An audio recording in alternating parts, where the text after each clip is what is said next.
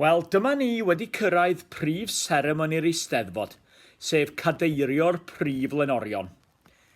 Rydyn ni'n lwcus iawn o'n diwylliant yma yng Nghymru, a'r Eisteddfod yw pinacl gweithgareddau diwylliannol ein cenedl. Mae'r Eisteddfod yn rhoi cyfleon i bobl gystadlu mewn nifer y wahanol feysydd o actio i ddawnsio i ganu mewn côr.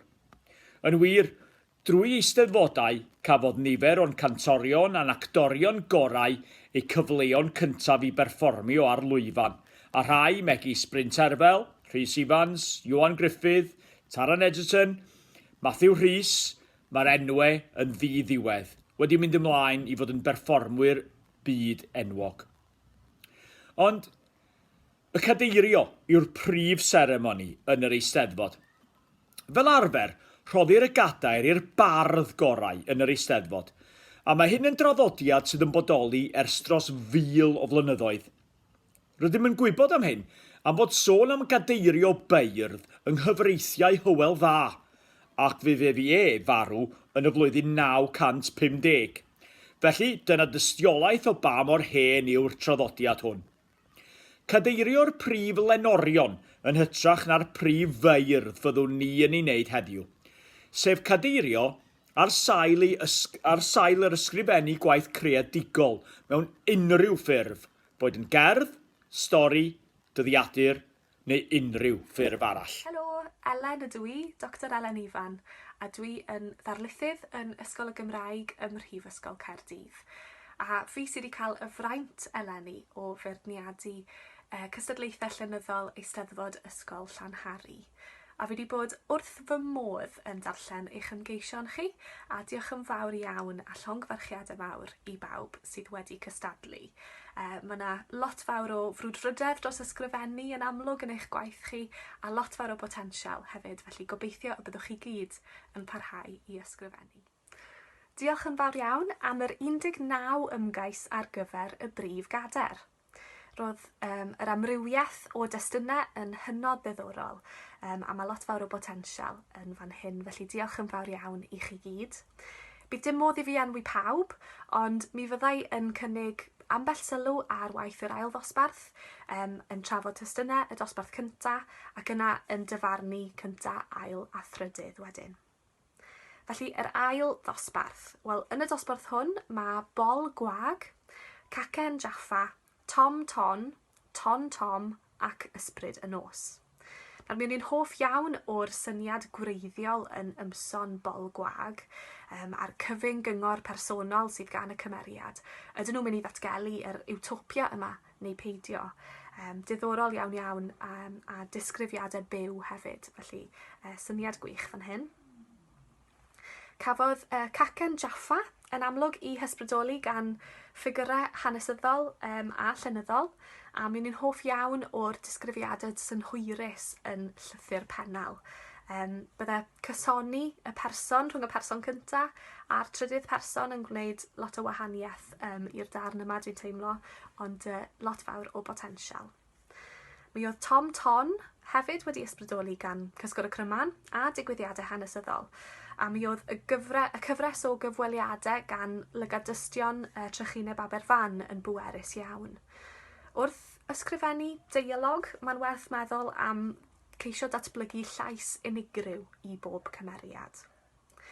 Ton Tom wedyn wedi creu chwedl wedi ysbrydoli gan fetholeg y Llychlynwyr oedd yn ddiddorol iawn. A wrth ddatblygu'r darn, mae werth meddwl falle am geisio dangos dyheuadau'r cymeriad chydig bach yn fwy i'r darllenydd. Felly, pam fod Oed wedi penderfynu mynd ar y daith yn y lle cyntaf? Mi oedd cerdd Ysbryd y Nos yn crisialu rhai o brofiadau yr cyfnod clo, yr bara banana, yr zooms, yr 5Ks, y diflastod. Mi oedd eu llythyr nhw o safbwynt Harry Vaughan o Cysgwr y Cryman hefyd yn crisialu problemau'r foment yn effeithiol ac yn rhoi llais clir i'r cymeriad. Felly at y dosbarth cyntaf. Ac yn fan hyn mae Branwen, Clemio, Gleision a Pilipala. Mi oedd portread Branwen yn defnyddio techneg effeithiol iawn, geiriau rhywun arall i bortreadu'r cymeriad. A mi oedd y defnydd o'r ceffyl i bortreadu cymeriad y dyn yn effeithiol iawn. A'r tro yn y gynffon wedyn, wrth i'r darllenydd sylweddoli nad yw'r awdur wedi cyfarfod ar unigolyn sy'n cael ei bortreadu yn ungol. Mae Branwen hefyd gyflwyno drama, darn uchelgeisiol, ond sydd â dirgelwch difyr wrth i greu fe sydd yn datblygu'n dda iawn. Mi oedd ymgais glir i gael llais unigryw i bob cymeriad, a hyn yn enwedig yn wir ar gyfer cymeriad y nyrs, o'n i'n teimlo. Syniadau gwreiddiol yn gyffredinol, a mynegiant da hefyd, felly ysgrifennu hyderus yn y ddau ddarn. Mae Clemio wedyn wedi cyflwyno blog teithio a phortread. A mi ni'n hoff iawn fan hyn o'r gallu i newid cywair, o'r doniol i'r ungol ac yn ôl wedyn. A mi oedd y blog yn disgrifio llefydd prydferth y daith i wlad tai yn gofiadwy iawn. Roedd y portread yn hynod deimladwy o'n i'n teimlo, portread o effaith dementia ar unigolyn, ac mae'r emosiwn yn glir yn y gwaith. O'n i wir yn hoff o'r frawddeg dwylo taid yw sylfaen ei stori.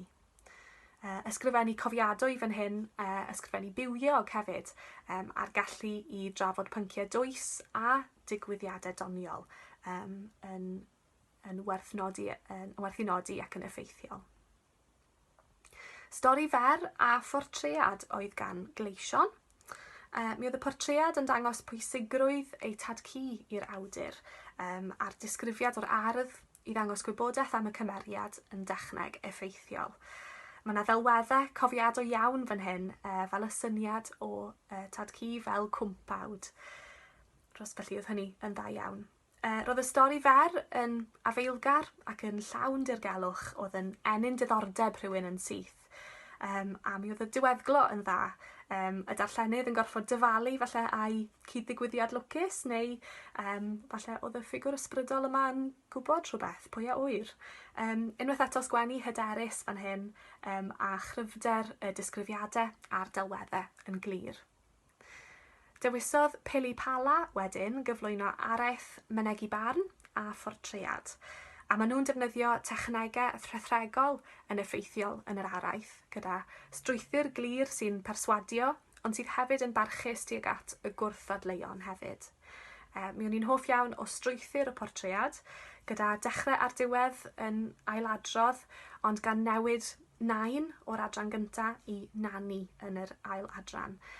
Gwahaniaeth pwysig o ddarllen y portread annwyl a doniol yma. A mae llais clir gan yr awdur yma a'i personoliaeth nhw yn glir yn yr ysgrifennu. Felly, y canlyniad. Wel, yn gyntaf, dwi'n gosod Branwen. Yn gydradd ail, mae Gleision a Clemio ac yn drydydd Pili Pala. Llongyfarchiadau mawr.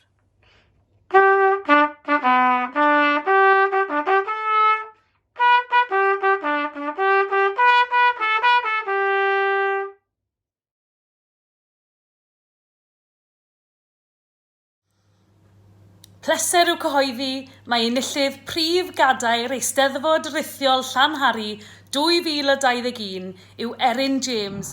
Wir yn erbyn y byd, a oes heddwch? Heddwch! Gwaed uwch a dwaed, a oes heddwch? Heddwch! Llif uwch a tlif, a oes heddwch? Heddwch! Yw Erin a dwi tu ôl y ffigan yw Branwen. Dwi wedi defnyddio'r ffigan yw Branwen am 7 mlynedd yr Eisteddfod, am hob Eisteddfod felly. Mae wedi dod â bach o lwc i mi. Diolch o galon i Dr Ellen Evans am feirniadu fy ngwaith i, a diolch yn fawr iawn hefyd i Miss Catrin Rowlands am ei chefnogaeth barhaol. Ysgrifennais dwy darn, y gyntaf oedd sgript o'r enw'r Ymwelydd, ac mae hynny am thîm sy'n cael ei dywys i'r nefoedd gan Angel.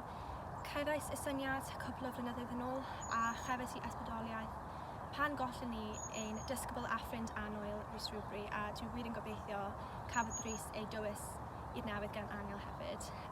Yn ail, ysgrifennais portread cymeriad o'r enw Tadci sydd am fy nhad ci ond dwi byth wedi cwrdd ag e, felly mae'r cyfan yn dod o eiriau fy nhad i, felly mae'n golygu cymaint i mi fy mod i wedi ddod yn fuddugol eleni gyda dan mor personol.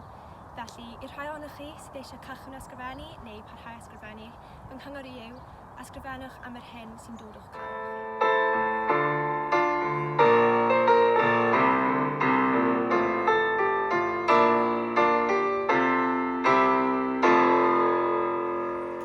Henffych i'r prif ar ddar fuddigol hyd, seiniwch ei enw i'r pedwar gwyd.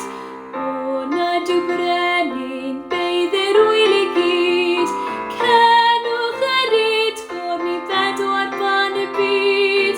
Henffych brif ar gweinwy llawn y clif, bloediodd yr Eisteddfod yn un funud hydd. Henffych brif ar gweinwy llawn y clif, bloediodd yr Eisteddfod yn un funud hydd. Idd gyfarch di Erin ar dy gamp yn gipio'r gadair am yr eildro yn y Lenor. A gwefr ei hawen gyfrin yn sain i'n swyno, daw chwerthin y hael byth bynnag fod hun o eiriau hyfryd Erin. Erin y ferch a'r cadeiriau, Erin ar wres pencampau, Erin ar rydd i ninnau, hoen a hwyl i gael mwynhau. Ei hwyl a gwenau welwn, a rhinwedd ein branwen fwynhawn, yn frwd fe ymhyfrydwn, yn sioi ei hawen a'i sŵn.